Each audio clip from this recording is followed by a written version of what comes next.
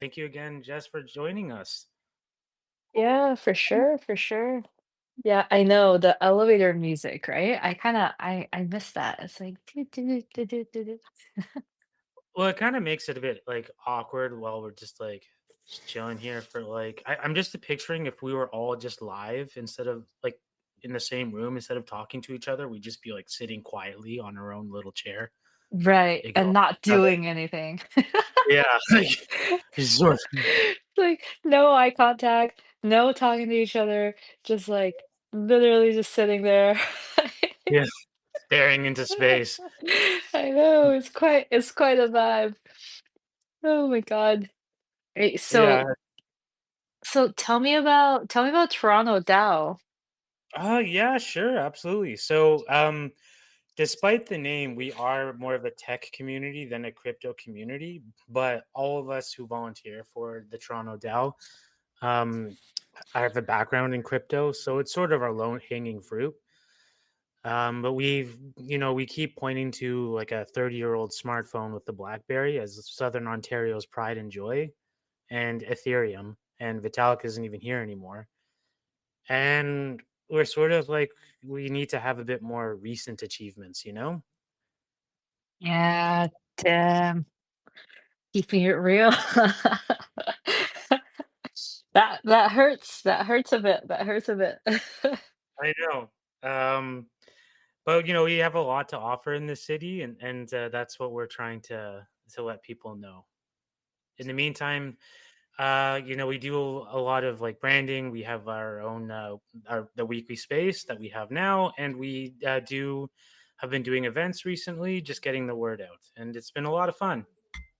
Oh, nice. You guys have a office in Toronto? We do not. So we don't have the biggest treasury. So basically, we have a small treasury to pay for stuff like the blue check mark and like websites and stuff.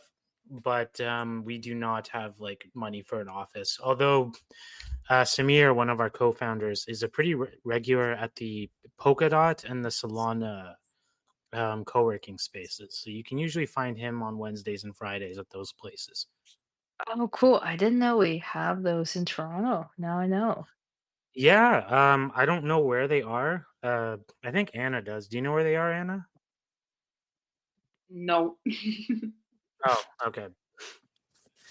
Well, yeah, I'll message you the details later when I find them. But yeah, there's co-working spaces every Wednesday and Friday, and apparently there's food too. So that's Hmm. got a There pretty is nice food setup. food, but you have to register for that. It's not just show up. And in You do have Polkadot, to you have to pay for a register. fee. Sorry. In Polkadot, you have to pay for a fee. I think it's $10. And in Oh, I Solana didn't know that. co-working, you don't have to pay anything, but you have to register. Yeah, I can't imagine you not getting registered approved though. We should all go one of these days. Yeah, right now what I'm working on, I'm doing a lot of audio work where I have to listen to audio and the background noise doesn't help, so that's why I'm sort of hunkered down at home. Um, But yeah, when I have more free time or not, just have my headphones on the whole time, I'm definitely want to do that. Can check it out. right, right. I guess it's more of a social space. Yeah, I guess that makes sense. Yeah, yeah, and because I feel like right now because I'm so busy, it's like no, I can't talk to you. Right, right, right. It's just like I'm just in my space. So what about Blockus? Why don't you tell us more about that and how did Blockus came to be? Oh, hey, Samir. Yeah, for sure. Definitely, definitely. So, Blockus started about 3 years ago. Um, this was right just kind of during the pandemic, and shortly crypto was really at an all-time high. And bought into the vision. I believed it. I thought it was an area with a lot of potential. Turns out to that, I think so far to be the case, to be right. It is an area of potential. Um, and I was coming out of Roblox, which was all about gaming, but for the next generation. So I saw a lot of overlap there between, kind of gaming and crypto and how they can enable and enhance each other. So I decided to build in the area. And that's how Blockus got started, I guess. And so, like, what? Um, so to be honest, I know that game exists, but I don't really know anything about it. I Can you explain like more to it, and what? Why do you see there's some overlap between this game and the next generation of gaming? Yeah, so Blockus is not building its own like one single game or one single title. So just like how Roblox is not a gaming title, but it's like do you play Roblox? No, that's why like I'm asking this to be honest. Yeah, yeah, Uh, yeah. So I see stuff and I've seen people play like someone created like a shooter game from it somehow, and I'm like, I thought this was just walking around as a Lego looking character. yeah, that's right. That's right. So it's like so 50% of kids between 6 to 16 in America plays on Roblox, right? So that's just gives you an idea on you're not the target audience, so first of all, don't feel bad that you don't play. It's totally fine. Since I assume you're no longer under 16, so that's totally cool. No, I'm a little bit Um older. right, right. And then so yeah, okay. So that's the core audience, and they play Roblox, but it's not really like when we used to play a game like Dota, I guess, or Counter-Strike or World of Warcraft. I'm assuming you play some of those. Kind of. I played some Counter Strike mostly because it was the cool thing to do, but I got to be honest, I didn't care for it. That was pure peer pressure. Right. Nice, nice, nice. But so it's like so the I guess broadly kids and tweens like play Roblox, but it's not really a game. It's kind of like you go to Roblox to hang out, to like experience peer pressure, like maybe for the lack of a to to live in the peer pressure of your peers, right? So kind of just to do something with your peers. So it's like gaming, but it's more Facebook-esque like. So um, it's really just like a virtual place for you to hang out with your friends. So So I'm getting like metaversey type vibes so from this yeah, description. it is metaverse, right? So that's kind of like the best word that captures that. So the point of me saying that is just like how Roblox is not a game, but it is definitely gaming. But it's like social gaming, and it's a complete new thing that it's a category definer, right? So with Blockus, it's crypto and gaming. So it is gaming, but it's not like the old gaming. It's like gaming with crypto. And you do play, but you're not like playing like Counter-Strike. You're, kind of just socially you like having fun your with other people who are also in the same space. And where you could create your own first person shooter like in the Roblox thing I saw. Not quite, not quite. So so we provide infrastructure. So we have this infrastructure for game studios to come and create games using our infrastructure to get on the blockchain, and then then players can come and play those games. So in one liner is we create the next gen we create the infrastructure to power next gen Web3 games, but we don't make games ourselves. Okay, and so what does that look like? Because to be honest, I understood half of those words as I'm not a developer. So, I mean, I guess we're a pure software company, right? So we provide, yeah, all right, let me do it like really like every day. But yeah, we provide software for game studios to build a blockchain game. So we just provide software. So I guess let's say what do I need to start a game with you guys? Yeah, so we work with game studios. They generally come with gaming titles and they just, show us what they have built so far. And it's like various stages of the game's readiness. And they show to us, and we're like, okay, like here are our APIs and SDK, and you can use them to get your game on the blockchain. And so what do you think they find appealing about instead of doing a traditional Web 2 game, putting it on blockchain?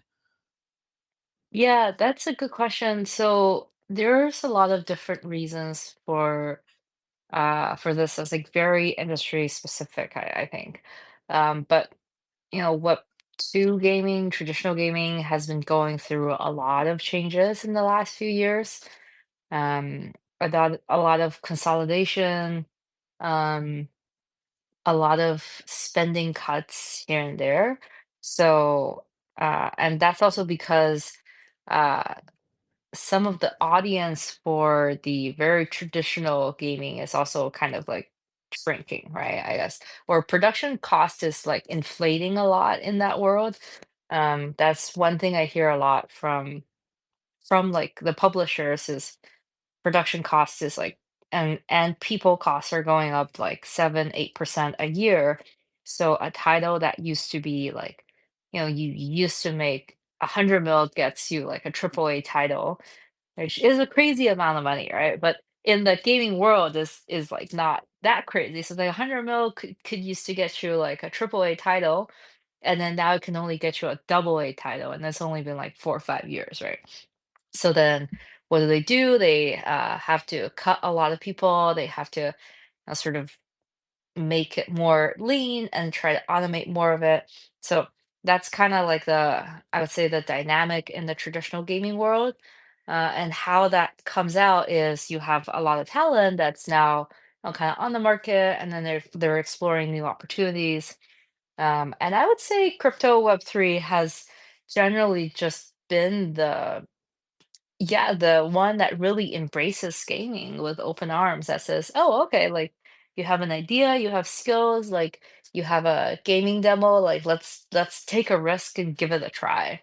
So I would say from an industry insider perspective that I hear from these folks I talked to, that's probably the biggest driver for why like these makers are going to Web3 and building a Web3 game.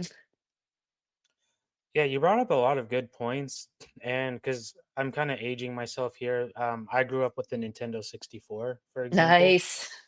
and I know from what I read on about it back then, if you started a game in the new year, that game could be ready for Christmas, for the next Christmas launch, right?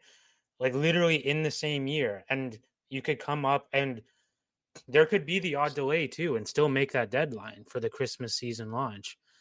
And now you're right. The gaming, look at Grand Theft Auto. That game's been being Yeah. developed for what, 10 years? They say Yeah. it has a $1 billion price tag Yeah. attached to it.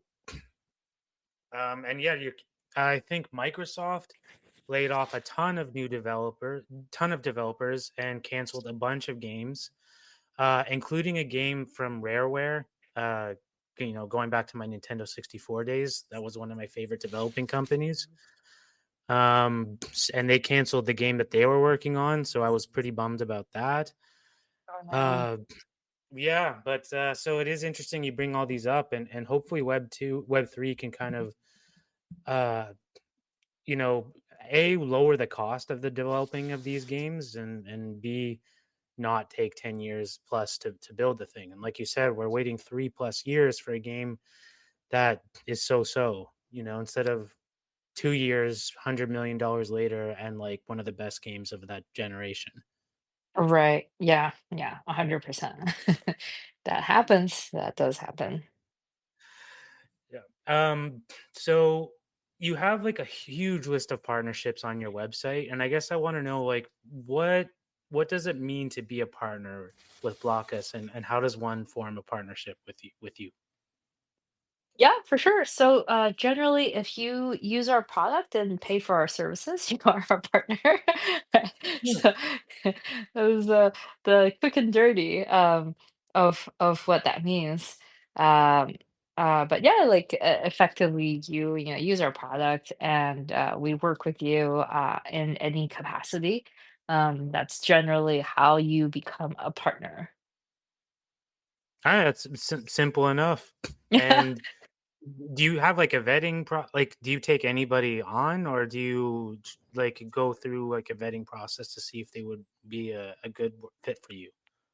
Yeah, that's a great question. So, because it's Web3 and it's decentralized, so we provide the infrastructure, and technically anybody can build on it and can use it. So we don't sort of uh, how do you say, like, vet or decline anybody from using the products that we roll out. Um, so there's uh so the short answer is we don't, except when it comes to local legal compliance of any form, then we do pay more attention, but that's more on the user side. So um not so much on the uh sort of game studio side, because anybody can come and leverage these products. Like, I didn't know it was decentralized. How does that work How does decentralization work? for like Block us? Like it's because we're technically a DAO, but we've always figured what does that mean? Like, how can we be decentralized? Is it even possible to be decentralized? Yeah, for sure. So we are rolling out. So for our current products, it's more so permissioned, but our next wave of products are definitely permissionless. So yeah, permissionless and decentralization more or less goes hand in hand, right? So if you have uh, an open layer three or layer two product, that's effectively permissionless, and anybody can build on that. And for people who build on that, that's not dictated by us, block us. We don't decide who gets to build on it. It's hence decentralized. So if you see the network and you like it and you want to build it, you can. Wow, that's really cool. And I feel like maybe other companies could learn from such a model. That's that's what we're going for in Web3 overall. But yeah. I know, and but people always say like I often feel many like DAOs, especially with DeFi, they'd give you like token voting privileges, right? And it doesn't really mean anything. Yeah. How does Toronto DAO work? Do you guys have a token? How do you operate? So we have memberships. We put pause on that because we're trying to redevelop that and relaunch the memberships. They were free, so no one had to pay for anything. We have had some governance. We paused that too, mostly because there was a lack of participation. So we have two things we need to solve ourselves on our end. Like I said, what does the decentralized aspect look like? And like what does the membership represent? So those are things that we're still working on right now, and which is why I was so interested in how you're becoming decentralized, because that's something we've talked about many times for many months. Cool. Do you guys think you'll have a governance token? I prefer the membership to the token, to be honest, like an NFT membership, because I don't know how we would like you said with legal issues. Imagine we'd have to sell the token and all that, but at the same time, I don't want to handcuff ourselves and then the space comes back and said, you never launch any token. So that's my personal view. Yeah, that's cool. I think the NFT could work out pretty well as well. It's just like membership, like badge of membership, right? You get a membership, they get a membership, yeah, that kind of thing. Yeah, and I we're still trying to find like a cool artist and like because I want that something to be you're proud of, you can have on your phone and be like, look at my NFT membership of the Toronto DAO. Yeah, I would love that. I think that's cool. I think that's what it is with NFTs. It's basically like a proof of membership, right? Like I'm part of this and I was early and it shows like when you got that and stuff like that. So I think that's pretty cool. Yeah, and hey, maybe you just gave us some ideas. We could do rounds that just means that you're like an OG or something versus people that joined a few years later. Yeah, that's exactly right. I think that's exactly right. It's like, hey, I caught this trend when it was early and I have like an OG NFT, uh, and you have like, a V3 NFT, and that's why I'm cooler than you, you know? You may kiss the ring. Basically. Basically. Yeah, you guys should do it. I think that'd be pretty cool. All right, this is awesome. I'm learning a lot here. I hope other people are as well. So do you have is there like a favorite project that has come out of Blockus? Do you have a favorite project? I do, but I don't think I'm supposed to say something like that. I don't think I should pick favorites, So unfortunately. let me rephrase this question so that you um can you give me a few projects that you like? Yeah, okay. That's a easy one. That's an easy one. So we've got a classic PlayStation IP that's coming out called 3-on-3 Freestyle. So it's a street basketball game. Um, I remember that game. There you go. Me too. It was like, kind of like the hip hop culture, like street basketball. Yeah, it was like, yeah, those are the good days. When we were 16, Yeah. that was a cool thing. I definitely remember that. So, that definitely like strikes a emotional chord for me personally. So that's coming out, and that's also a game by by Joy City in Korea, and they're also a very very respected game maker in the area. So we're also very honored to have partner with them and kind of work with them together on this. And the actual way that, well, I shouldn't say too much, but it's kind of like, yeah, it'll be interesting. It'll be interesting. So you'll know if you're an OG or something like that. So pretty exciting. So I think that one I really really like. Um, yeah, that one's probably my favorite. That one's probably my favorite. I also remember there was like anybody who ever watched the Chappelle show. There was this scene where Chappelle was visiting some sick child in the hospital, and he was playing that game, and Oh, no Chappelle was way. Chappelle was just destroying this, dying kid in the hospital at this game, and he was just like, "Oh, look at this! Oh, yup, got the deep. Oh, got the ball back." And I just thought it Oh was a really funny skit. my Just God. playing this 8-year-old in a hospital at this video game. Oh my God, this show. Oh my God, I can't.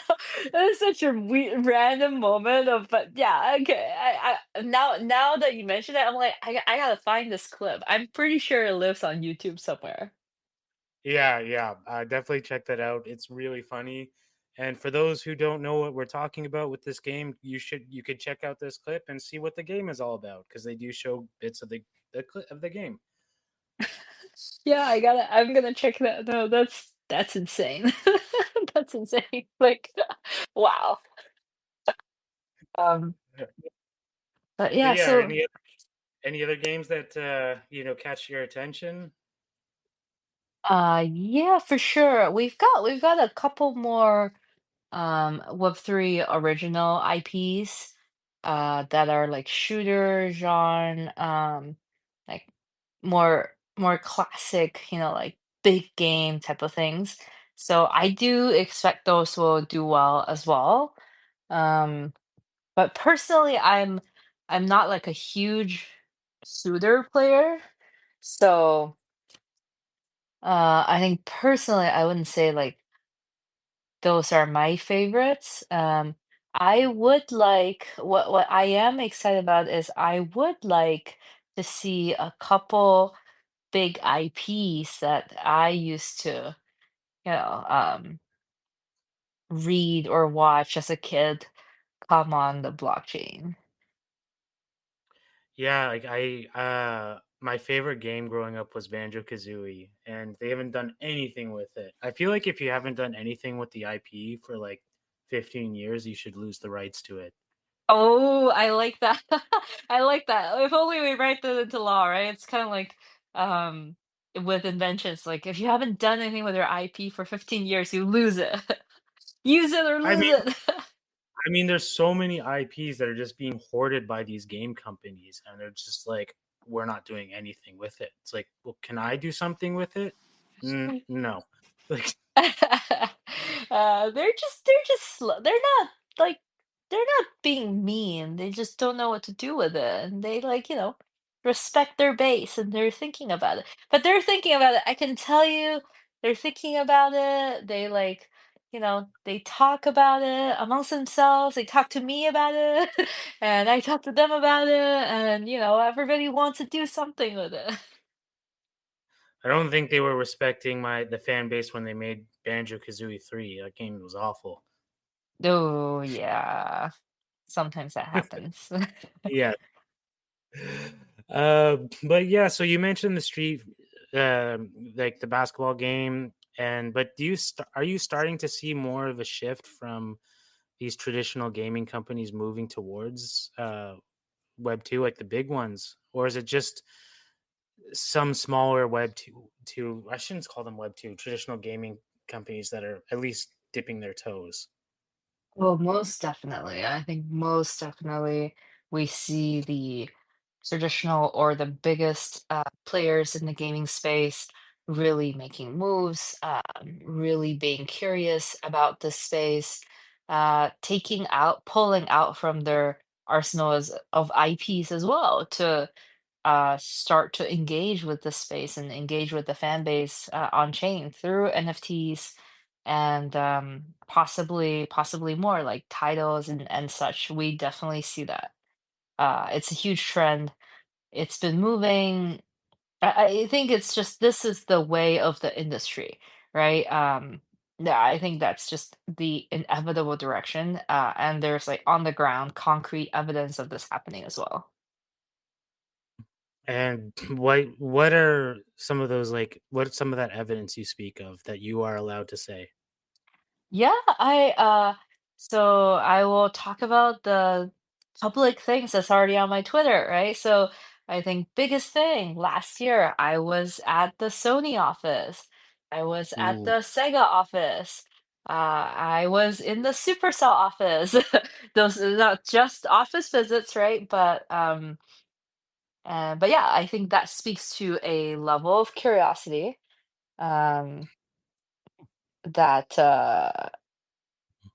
yeah, it's conversations are happening and we can see some of the already public and published things, right? So Sega recently launched the Three Kingdom game on chain, so that one went live already, and that is a super huge IP in Asia, in Japan, Korea, and China. So that went on chain about a couple months ago and it's doing quite well. So that was a recent big one, and there are a couple other rumors, but I can't spread rumors. So No, of like really like top of mind IPs coming out. But yeah, everybody is definitely looking in that direction for sure. don't worry. I'm well aware that you have tons to say, but you're not allowed to say 95% of it. Well, you don't want to break trust, right? If someone's like, "Hey, I'm considering it," like, "Let's chat," and then you chat and you go over, you're like, "Oh, they're thinking about it." Like, "Oh, what the heck?" Yeah, so yeah, I'm well aware. And if I ever ask you a question where it's just you can't talk about it, like by all means, just say like, not, no, it's not gonna happen. to Toronto DAO, but you guys are Yeah. like such good people. Um, so, you've already sort of hinted at this next question, or at the answer of the next. I'm going to start over. You've already sort of said, like, answered this question partially, especially with like those visits to your office, those various offices. But like, what do you see as the ideal future for Blockus? Yeah, so I do think for Blockus, for what we're doing in Web3 gaming, I do think focusing on classic IPs and the more traditional gaming partners is going to be our I think it is what will push this industry forward, and is, yeah, where I think a lot of that momentum is at. Um, or that's kind of what I'm excited about creating a community and having those IPs reconnect with their fan base and then doing something interesting with it. So I think that's what really excites me. Um, and that's where I want to go.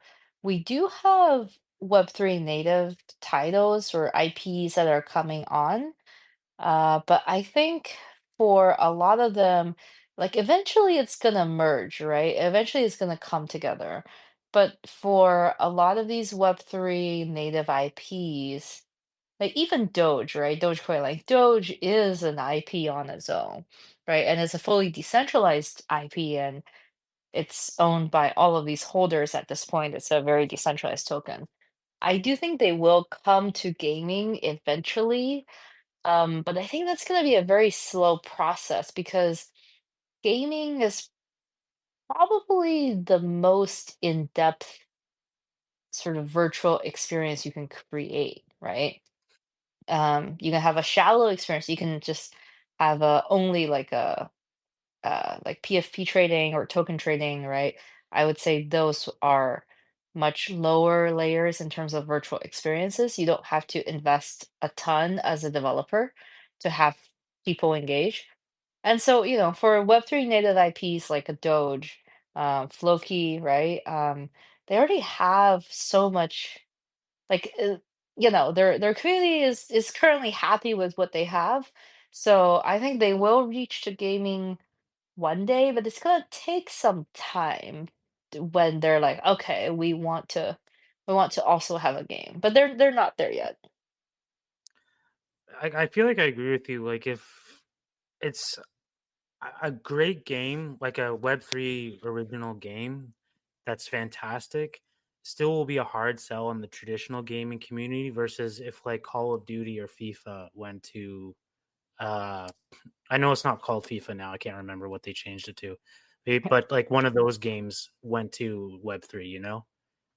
Right, right, right. Yeah, it's a little bit of a different audience for sure. But you'd have people like Call of Duty is now on this like Web3 thing, and you can have like your gun or skin as an NFT. And you'd have people who have no idea what you're talking about. They're diehard Call of Duty fans. Will look into what that is, what's an NFT, like, and all that stuff. Right, yeah, sure. And I think a lot of where we're going is also just maybe we don't need people to know that it's an NFT, just that you love the game and you can play it and you can use it and you can trade it, right? I mean, I've always wondered this. Maybe you know the answer, and maybe you don't. Um, I know like Call of Duty, not Call of Duty. The one we talked about earlier, the newer version of Counter Strike. I saw a video where people had expensive knives and guns, and like, so there's already talks of like already systems in place where people own stuff in game and pay way too much money for it, in my opinion. But that's a story for another day. But do you know how that works? Yeah, for sure. I mean, there's already secondary markets for big games, right? The biggest one being like CS:GO. You can already trade skins and items in game. Um, I think the biggest thing that the blockchain does bring is it actually brings back to Vitalik's story of why he started Ethereum, or one of the rumored reasons of why he started Ethereum, was that he was playing World of Warcraft and then he got banned for whatever reason. And then he couldn't get into his account, so he lost all of the equipment that he Oh no. had worked for. And they could have sold for money. They were worth like quite something, right? Um, and also, it's just, like, he's like, no, like, this is my stuff. Like, like, you can ban me, like, you can ban me from the game if you feel like, you have the right, or I did something wrong or whatever, right? But you can't also take away my stuff. Like, that's Yeah. just not fair. Like, my stuff is my stuff. Like, I worked for that. Like, I own it, right? So rumor has it that's why he started this thing, a blockchain that's immutable, that where you have ownership on virtual items that is yours to keep forever. So even if, let's say, you are banned from a specific game or a community, you still get to keep your items and you can still trade those items. And maybe if you don't like the decision of the game or whatnot, you can sell those items, right? And you're just like, yeah, I don't want to play. I don't want to be in this community anymore. So I would say from a player experience, that would be the number one upgrade of uh, going on chain versus currently everything is off chain, because right now a game studio can still very much decide, your account is deactivated and all of your items are permanently gone, right? It doesn't exist anymore, which really sucks because I've had that too. It really sucks. Oh shit, I didn't know that. So yeah, I guess you bring up a good point. Didn't really know that that was Vitalik's, I guess, villain origin story. Villain arc. Well, Villain arc, yeah. I've heard of this. Um, I now know because I also went to Waterloo. I now know I've had two friends who I had three friends now who know him personally. So he's a 2-degree separation. So one day, if I do get on some podcast, if I do get to talk to him for whatever reason, I will personally ask him. Well, I will confirm it. I'll be like, "Hey, man, I heard you started Ethereum because your World of Warcraft items got taken away. Is this true or not?" And then we'll see what he says. Let's make that a mission for everyone. Ask this question to him because I've actually met him a couple of times, and I could have asked this question. Yeah, you can host us at Toronto DAO and ask this question and be like, "Is Yeah, this?" we That'd have be a great. 5 minute Twitter space where all we do is ask him if he if the reason he started Ethereum is because of World of Warcraft. I like that. I like that. Let's put that on the calendar. Yeah. But yeah, this has been amazing. But is there anything else about Blockus that we haven't really talked about that you would like to? Not much, not much. It's just here to chill. Toronto is the home spot, so it's just good to be here. Had a good time.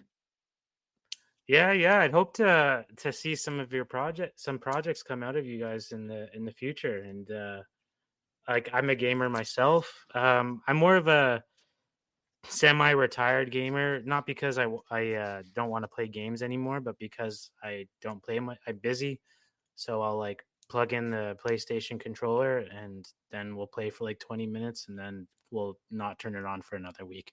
But such is the life of being an adult. Nice, nice, nice. But yeah, this has been great. Thank you so much for joining. I've like had a very informative talk. I learned so much from you. I hope to. I'll share with you, Samir, if you're listening. If I'm going to try to, if you could share with me the location of the polka dot and the Solana events, so I could message Jess those. That'd be great. But yeah, I hope to see you in an event soon, be it at one of these co-working spaces or another Web3 event. Yeah, for sure, for sure. Thanks for having me. Oh, thank you. Thank you, Anna, for hosting this. Thank you, everyone. Okay, Thanks. bye. Take care. Bye.